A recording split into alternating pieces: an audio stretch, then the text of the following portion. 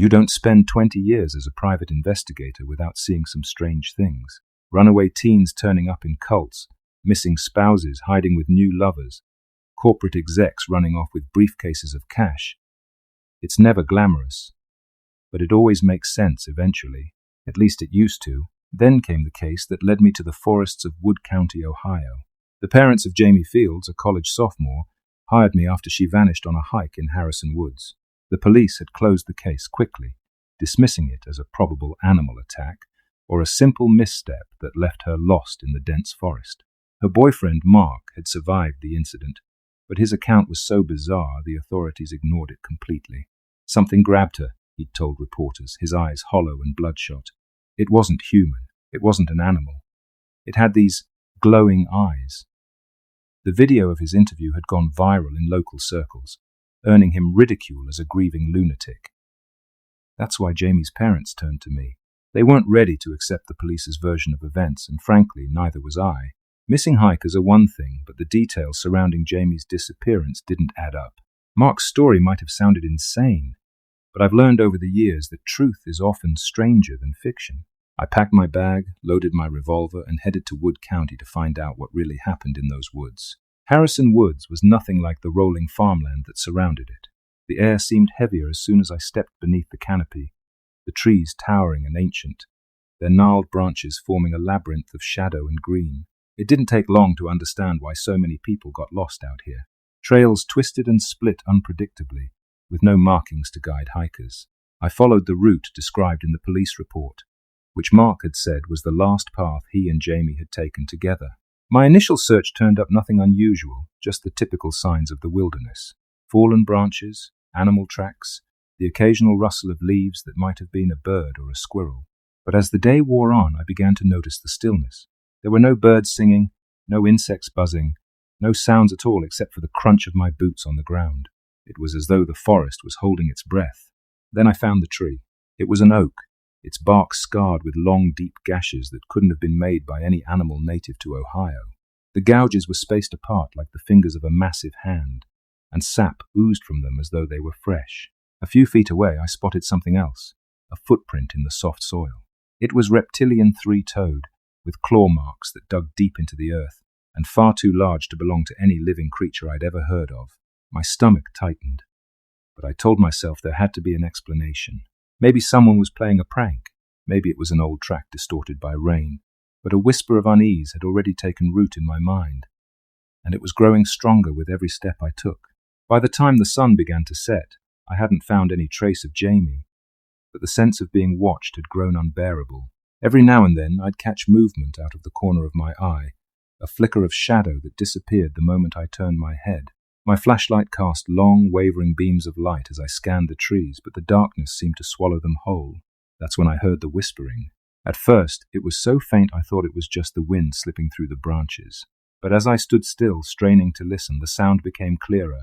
It wasn't one voice, but many, overlapping and murmuring in a language I couldn't understand. The hairs on the back of my neck stood on end, and I gripped the handle of my revolver tightly, though I had no idea what I'd be shooting at. "Who's there?" I called out, my voice cracking. The whispers stopped immediately, plunging the forest into an even deeper silence. Then I saw them, two glowing yellow eyes staring at me from the shadows. They were too high off the ground to belong to a deer or a coyote, and they didn't blink. For a moment we just stared at each other, and I felt a chill crawl up my spine. Then the eyes disappeared, and the forest came alive with the sound of something crashing through the underbrush. I didn't chase after it. Instead, I turned and headed back to my car as fast as I could, the feeling of those eyes burning into the back of my skull the whole way. Back at my motel, I began digging into the history of Harrison Woods, hoping to find some explanation for what I'd seen. What I found only deepened the mystery. The legend of the lizard demon, or the Sissetuk, as it was known in local indigenous folklore, dated back centuries. The indigenous tribes in the area believed the creature was a guardian of the land, punishing those who trespassed or disrespected the forest. Early settlers told similar stories of a reptilian figure that stalked the woods, its glowing eyes visible even in the darkest nights. Livestock mutilations and missing persons were often attributed to the creature, though no one had ever captured it on film or in a sketch that survived. The most chilling account I found came from the 1970s, when a farmer claimed to have shot at the creature after finding it in his barn. According to his testimony, the bullet passed straight through it, leaving no blood, just a sulphurous stench and claw marks on the wooden beams. Other reports described strange symbols carved into trees or circles of dead vegetation that appeared overnight. Whatever this thing was, it wasn't just a wild animal. It was something older, something tied to the very fabric of the land. And now, it seemed, it had reawakened. The next day, I returned to the woods, determined to gather more evidence, armed with a camera, a notebook, and the revolver that felt increasingly useless. I retraced my steps to the area where I'd seen the eyes. This time, I found something new. A circle of claw marks surrounded the spot where I'd stood the night before, each gouge deep and precise. Inside the circle, the ground was scorched black, as though it had been burned. I snapped photos, though my camera flickered and malfunctioned, the images distorting as if something didn't want to be captured. The stench of sulphur hung heavy in the air, making me gag. As I crouched to examine the marks more closely, I heard the whispers again. They were louder this time, more insistent, and they seemed to come from every direction. I spun around, flashlights sweeping the trees, but there was nothing there. Then the ground beneath my feet trembled, and I felt a wave of nausea wash over me. When I looked down, I saw the ground cracking, tiny fissures spreading out like spider webs. My pulse thundered in my ears as the whispers crescendoed, and for a moment I thought I saw movement in the darkness, a long, sinuous shape slithering between the trees. Then everything went silent, and the presence vanished as suddenly as it had appeared. The whispers stayed with me long after I left the circle of claw marks. They didn't stop at the forest's edge. They followed me back to my car, echoing faintly in my mind like the memory of a bad dream. I drove aimlessly for hours, too shaken to return to my motel. Every time I glanced in the rearview mirror, I half expected to see those glowing eyes staring back at me. By the time I finally pulled into the motel parking lot, the sun had set, and the oppressive weight of the day's events settled squarely on my shoulders. I locked the door to my room and sat at the desk, poring over the notes I'd taken in the woods. The patterns of the claw marks, the scorched earth, the strange whispers, they felt deliberate, like a warning or a message. But from what? Or whom? As I scribbled down my thoughts, I heard a faint tapping at the window. My heart stopped. Slowly, I turned to look, but there was nothing there, just the darkness pressing against the glass. I told myself it was a tree branch or a bird. I tried to ignore it, but the tapping grew louder, more insistent.